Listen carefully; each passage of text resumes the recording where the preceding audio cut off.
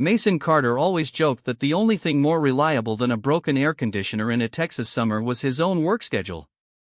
At 32, he owned a growing HVAC repair company outside Charlotte, North Carolina, with 4 technicians, 2 service vans, and a calendar booked almost 3 weeks in advance. Most mornings began before sunrise with coffee poured into a travel mug and ended long after dark with grease still under his fingernails. His business wasn't flashy, but every invoice represented years of sacrifice after his father died and left behind more debt than tools. While friends spent weekends at breweries or taking spontaneous trips, Mason spent his Saturdays inside hot attics replacing compressors or crawling beneath old houses fixing ductwork. Relationships never survived that lifestyle for long. His last girlfriend had smiled through dinner one evening before calmly telling him she was tired of competing with emergency service calls and customers who somehow always came first. She wasn't cruel about it, just honest. After that conversation ended, Mason quietly convinced himself that maybe some people simply weren't built for lasting relationships. So when his older sister Emma insisted on introducing him to her friend Ava Bennett, he resisted at first. Emma laughed and said Ava probably worked even harder than he did because she was a veterinarian at an emergency animal hospital where weekends, holidays, and midnight surgeries were just another part of the job. That unexpected similarity made him curious enough to agree. They planned to meet Friday evening at a cozy Italian restaurant overlooking a small lake. Mason arrived 10 minutes early wearing dark jeans, clean boots, and a navy button-down that still carried the faint scent of cedar from his closet. He ordered sparkling water and waited, watching families drift past the windows as the sunset painted orange reflections across the water. At exactly 7 o'clock his phone buzzed. A message from Ava read, "I'm so sorry. A golden retriever was hit by a truck 5 minutes before my shift ended. We're trying to save him. I'll come if I can. If you leave, I completely understand." Mason stared at the screen for a moment before smiling to himself. He replied, "Take care of your patient. I'll still be here." 25 minutes passed. Then another message arrived. Still in surgery. "I know I've already ruined tonight." Mason answered just as simply, "You haven't ruined anything." At 7:42 the restaurant door opened, and a woman hurried inside wearing navy veterinary scrubs streaked with tiny paw prints, her blonde hair escaping a loose ponytail and a faded smear of disinfectant visible across one sleeve. She looked exhausted enough to fall asleep standing up, yet the first thing she did after spotting him was hurry toward the table with panic written across her face. "I'm sorry," she blurted before even sitting down. "I know I should have gone home first. I know I don't look like someone you'd want to spend an evening with." Mason stood, gently pulled out the chair across from him, and smiled with quiet sincerity. "You showed up after spending your evening saving someone's best friend," he said. "That already tells me more about you than any fancy outfit ever could." For the first time since walking through the door, Ava stopped apologizing and simply looked at him, as though she wasn't sure anyone had ever answered her that way before. Ava lowered herself into the chair slowly, still clutching the strap of her bag as though she might need to leave at any moment. Mason slid the glass of water toward her before saying anything else. "Drink first," he said. "You look like you've been running on coffee and determination all day." She gave a tired laugh that barely escaped her lips before taking a long drink. "Honestly," she admitted, "my lunch today was half a protein bar while trying to convince a terrified German shepherd not to bite me." Mason chuckled, waving over the server to bring another basket of bread and adding one of the restaurant's house specialties without asking whether she was hungry. "Trust me," he said, "people who spend all day taking care of everyone else usually forget to take care of themselves." Ava looked at him with cautious disbelief. "You're not upset that I'm late?" she asked quietly. Mason leaned back in his chair. "Last month I missed my cousin's birthday because an apartment complex lost air conditioning during a 98-degree heat wave. 30 families were sitting in unbearable heat. I couldn't just walk away because dinner was waiting." Ava's shoulders relaxed just enough for the tension to soften from her face. "So, you actually understand," she whispered. "I understand what it feels like when your job isn't something you clock out of," Mason answered. As dinner arrived, conversation began flowing naturally. Ava explained that the injured golden retriever had survived emergency surgery and was expected to recover. While describing the operation, her tired eyes suddenly came alive with quiet excitement, revealing how deeply she loved her work. Mason noticed that transformation immediately. He had seen the same expression in his technicians whenever they restored power to a family after a devastating storm. Purpose had a way of making exhaustion disappear for a few moments.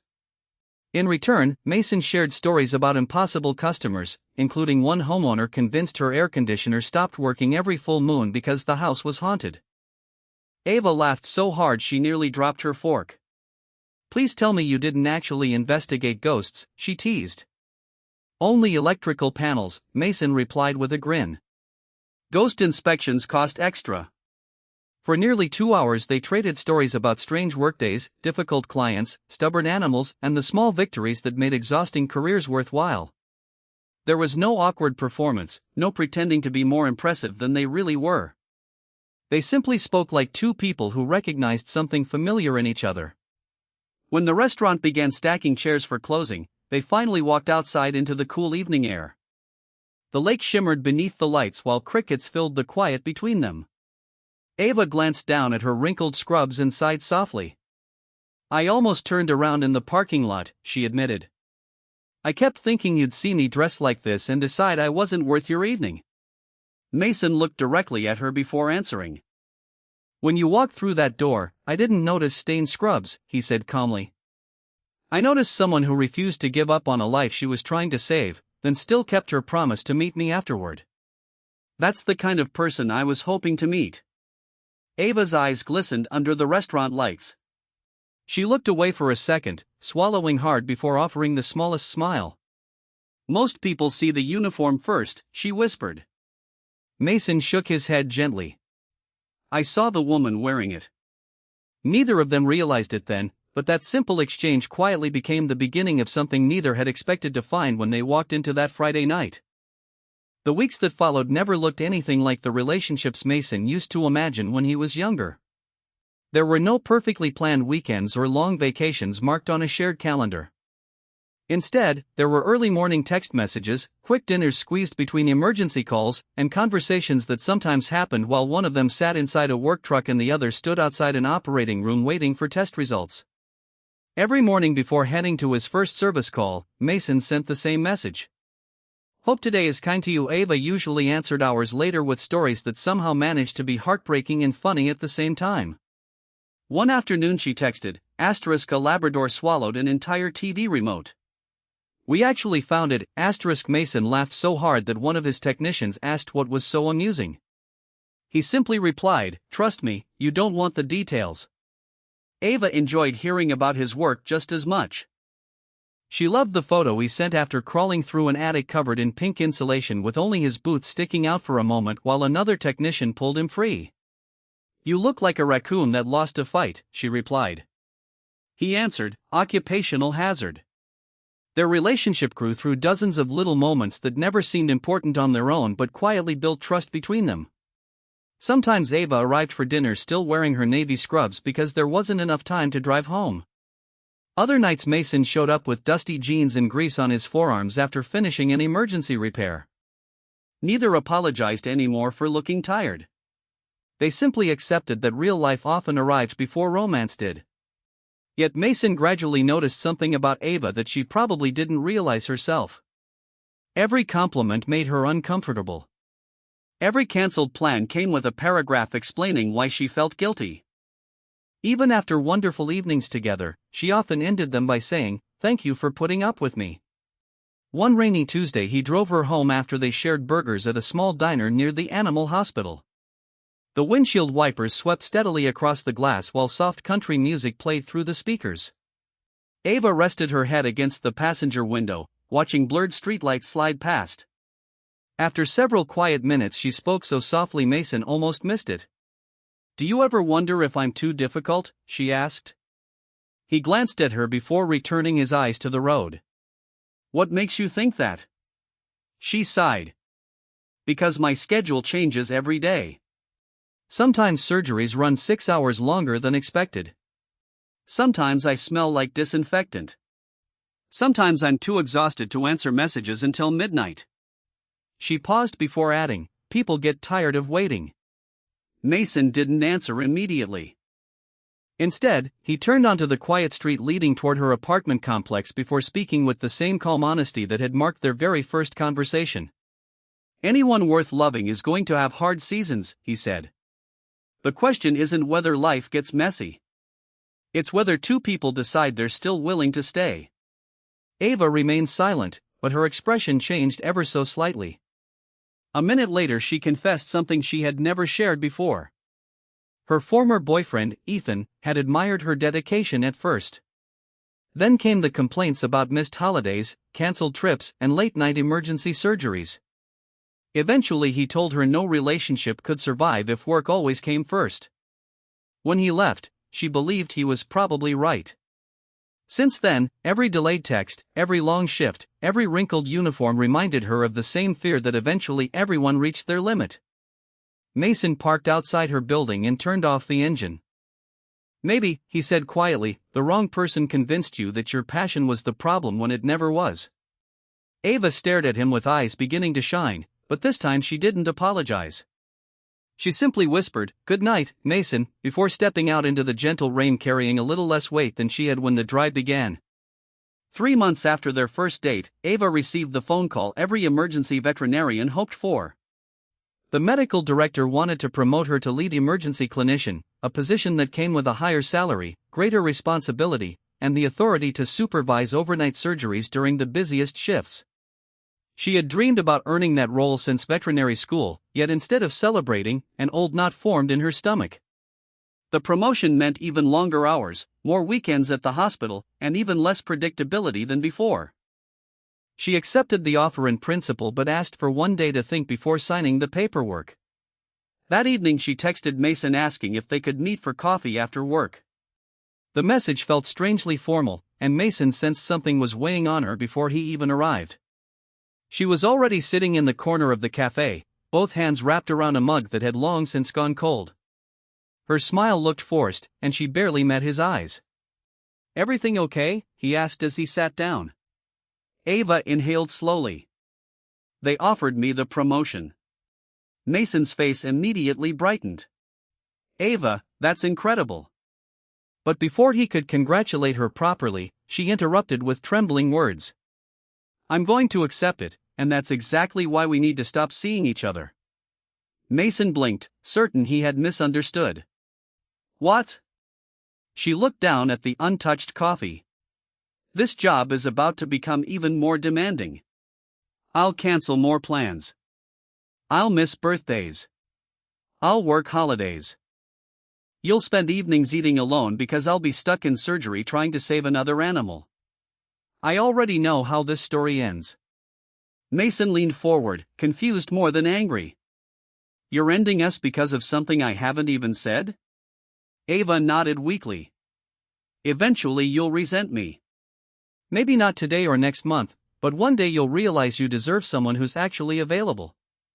Her voice cracked as she continued. "I'd rather walk away now than wait until you get tired of pretending this doesn't bother you." Mason stared at her for several silent seconds, letting the words settle. "Has anything I've done made you believe I'd react that way?" he asked gently. She shook her head without looking up. "No. That's the problem. You've been patient every single time. But Ethan was patient at first, too." Hearing that name explained everything. Mason realized he wasn't arguing with Ava anymore, he was arguing with a wound someone else had left behind. "Ava," he said quietly, "you're making me pay for promises I never broke." Tears filled her eyes almost instantly. "I'm trying to protect both of us." "No," Mason answered softly. "You're trying to protect yourself from being hurt again." She stood abruptly, grabbing her purse before he could say anything else. "I'm sorry," she whispered through trembling lips. "Please don't make this harder." Then she hurried out of the cafe, leaving her untouched coffee behind. Mason remained in his chair long after she disappeared through the door. Outside, rain tapped gently against the windows while people hurried past beneath umbrellas, unaware that something important had just slipped away. He didn't chase after her that night. Instead, he watched the steam slowly disappear from the second cup on the table and realized that loving someone sometimes meant standing still long enough to understand the fear they were running from. He only hoped it wasn't too late to help her believe that not everyone eventually walked away. 2 weeks passed without a single conversation. Mason respected the silence at first, believing Ava simply needed room to sort through emotions she had spent years burying beneath impossible work schedules. But every evening the quiet inside his house grew heavier. He missed her stories about stubborn puppies, emergency surgeries, and the tired laugh she always tried to hide after another exhausting shift. Finally, Emma called him with a simple piece of information. "Ava signed the promotion papers today," she said. "She's proud of it, but she doesn't look happy." That was all Mason needed to hear. Later that night he drove to the emergency animal hospital and parked across from the employee entrance. Just after 11, the automatic doors opened and Ava stepped outside wearing the same navy scrubs he had first seen months earlier. There were fresh paw prints on one leg, loose strands of hair framing her tired face, and dark circles beneath her eyes that no amount of makeup could ever hide. She spotted Mason leaning against his truck and stopped in surprise. "What are you doing here?" she asked quietly. "Giving you one chance to hear something you never let me say," he replied. She hesitated before walking closer. "You congratulated me." Mason shook his head. "No. You never let me finish." They stood beneath the glow of the parking lot lights while the cool night breeze carried the distant sound of traffic. "The night we met," Mason began, "you walked into that restaurant convinced your work uniform would make me leave. I stayed because I admired the woman wearing it. Today you're doing the same thing all over again. You're convinced your promotion will scare me away before I even get the chance to choose." Ava lowered her eyes as tears gathered again. Mason stepped closer, his voice steady. "I didn't fall for the version of you that had free weekends or perfect plans. I fell for the woman who would stay awake all night fighting to save an animal she'd never met. I fell for your heart, not your schedule." A tear rolled down Ava's cheek. "I'm tired of believing I have to become easier to love," she whispered. Mason gently reached for her hand. This time she didn't pull away. "Then stop believing it," he said. "The right relationship isn't built by asking someone to become smaller. It's built by making enough room for both people's dreams." Ava finally broke into quiet sobs, resting her forehead against his chest as months of fear dissolved into tears she had never allowed herself to cry. Mason simply held her, letting the silence do what speeches never could. After a long moment she looked up with a fragile smile. "I'm still going to come home late sometimes." Mason smiled back. "I'll still be waiting with dinner whenever I can." She laughed through her tears. "And I'll probably show up wearing scrubs more often than dresses." "Good," he answered. "They're my favorite outfit now." Nearly a year later, nothing about their lives had become easier. Ava still worked impossible shifts, and Mason still answered emergency repair calls before sunrise. Yet neither of them apologized for chasing the work they loved anymore. Some evenings they celebrated promotions with takeout on the living room floor. Other nights they simply sat together in comfortable silence, grateful the other had come home. Looking back, Mason realized their story had never been about uniforms, schedules, or missed dinners. It was about two people finally discovering that genuine love never asks someone to abandon their purpose. It simply says, "Come home when you can. I'll still be here."